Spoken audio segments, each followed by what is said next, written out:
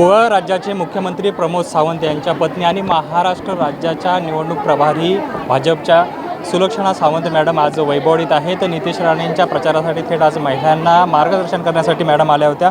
Madam, यापूर्वी देखील लोकसभा निवडणुकीकरता आपण आल्या होता. आत्ता नितेश राणेंच्या प्रचारासाठी आलेला. एकंदरीत हा माहोल बघून काय वाटतंय?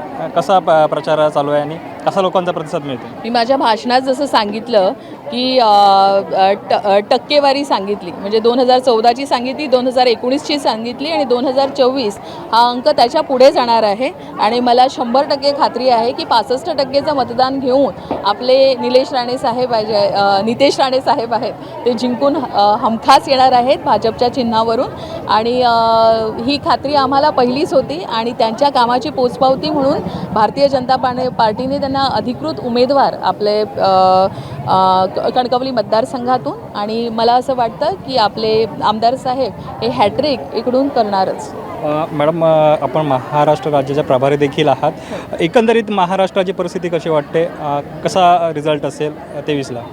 मला असं वाटतं की विरोधी पक्षाला मी इथे संबोधताना महाविकास बिघाडी म्हणणार.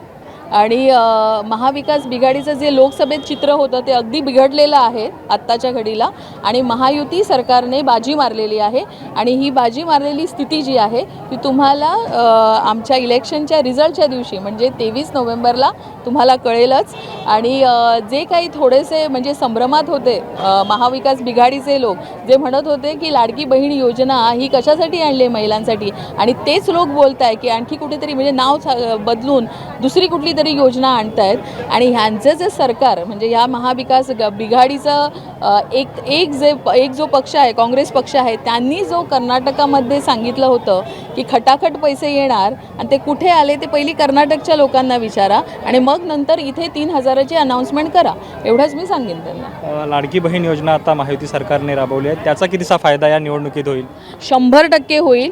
आमच्या पूर्ण महाराष्ट्र प्रदेशच्या महिला भारतीय जनता पार्टीबरोबर आहेत, आपल्या महायुतीतल्या सगळ्या पक्षांबरोबर त्या महिला आहेत.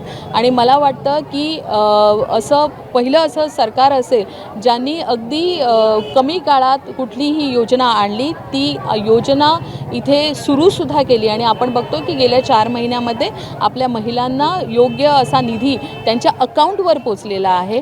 आपल्या सिंधुदुर्ग जिल्ह्यातील किती लाखो महिला आहेत ज्यांनी ह्याचा लाभ घेतलेला आहे. आणि आत्ताच आपले मुख्यमंत्री श्री शिंदेसाहेब आणि त्याचबरोबर आपले उपमुख्यमंत्री श्री देवेंद्र फडणवीसजी यांनी अनाऊन्समेंट केलेली आहे की हाच निधी आपण 1500वरून 2100वर नेऊ.